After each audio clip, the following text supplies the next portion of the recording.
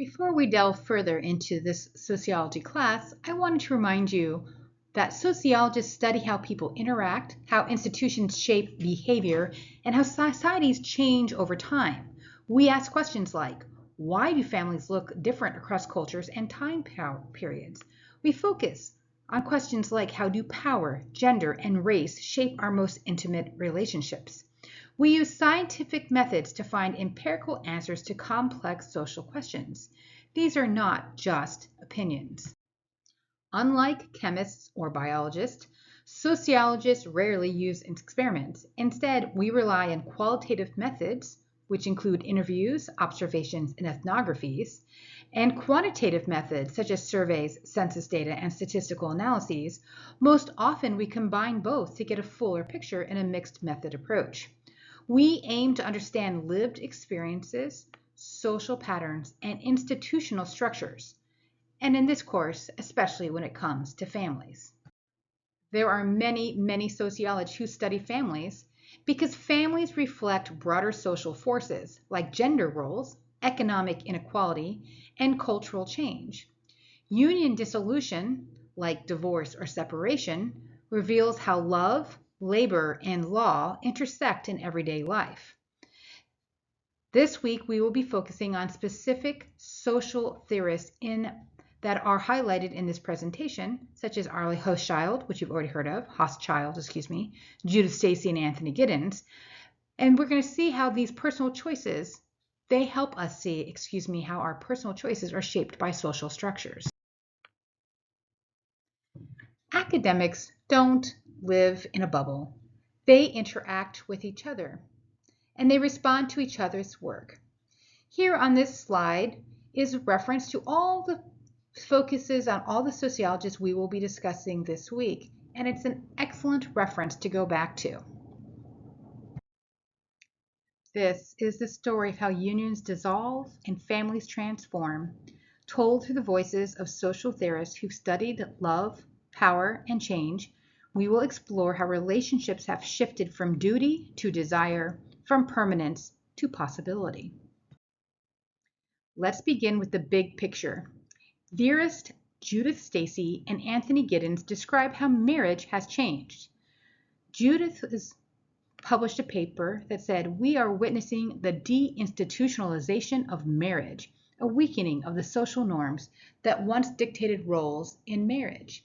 In response, Anthony Giddens built on this and said, we've moved from institutional marriage to more specifically companionate and now to individualized marriage, where personal fulfillment is the goal.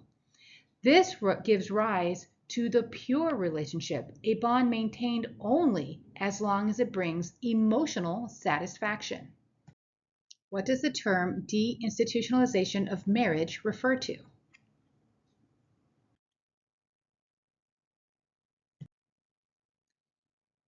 As theory evolves, next comes Stephanie Kuntz. She helps us understand how marriage and divorce have evolved. Divorce peaked in the 1980s. She reported that today we see gray divorce, older adults ending long-term marriages, and serial cohabitation, where people live with multiple partners over time. Cohabitation as an alternative to marriage is now common, but does it challenge traditional norms or simply mimic them without the legal ties? Arlie Hochschild enters the conversation again, specifically exploring why unions dissolve. At the macro level, no-fault divorce laws made separation easier, but inside the home, the stalled gender revolution persists. Women work outside the home. However, men have not increased or matched their domestic contributions from previous relations. This leads to that second shift, unpaid labor after paid work. Anthony Giddens says that this new way of talking about things is really the age of do-it-yourself biographies, where people craft their own life paths, including when and how to form or dissolve unions, furthering why we break. As we move forward in this academic dialogue, I like to point out that that middle picture is a picture of Candace West, and I cannot find a more current picture. This one is from the 80s. If any students find a more current picture of the actual Candace West, I will definitely be giving out extra credit. But let's look at how work and gender shape relationships.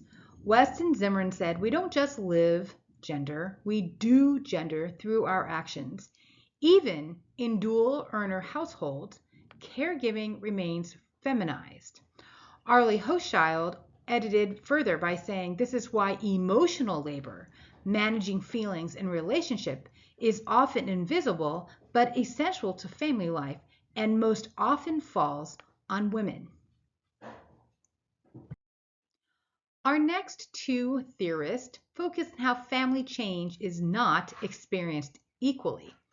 Annette Lareau published Stratified Reproduction, which means some groups have more resources to raise children than others. Patricia Hill Collins said, through intersectionality, we see how race, class, and gender intersect to shape family instability. Not everyone can afford the luxury of that pure relationship.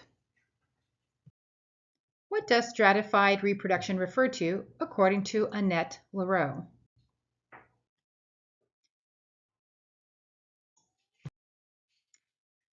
As the dialogue continues, Chapter 6 might be called Blended and Bending. Andrew Sherlin stated that in-step families' roles are unclear, and he called this boundary ambiguity. These unions are marked by incomplete institutionalization. There are no clear rules for step-parents or stepchildren. Still, marriage retains symbolic significance, especially among low-income individuals, as a marker of success and stability.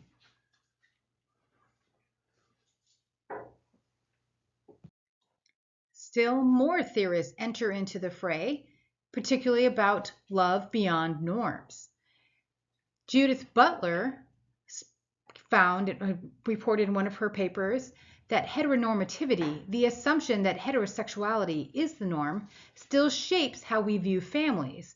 But families of choice challenge this, especially in LGBTQ+ communities. Jeffrey Weeks said that may be true.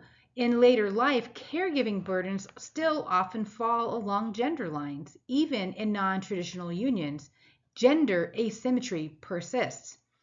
Butler responded, yet these unions also show us that love can exist without hierarchy.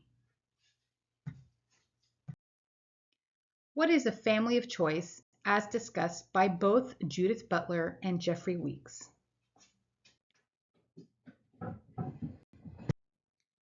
Today's families are more diverse, more fluid, but not necessarily always more fair. The enforceable trust of marriage still holds symbolic power, even as people seek autonomy. The phrase, haven in a heartless world, is first associated with Christopher Lasch. He saw today's family as a mythical construct, a response to the pressures of modernity, rather than a wholly accurate description of the family reality. His analysis highlights the complex ways in which the family has been affected by social and economic changes, and how external forces can challenge its role as a fundamental institution. While the haven ideal may have offered some comfort, it also reflects and perpetuates traditional hierarchies and power imbalances. Today we will discuss in class many of these ideals and thoughts that sociologists have put forward and consider how you feel about these new changes.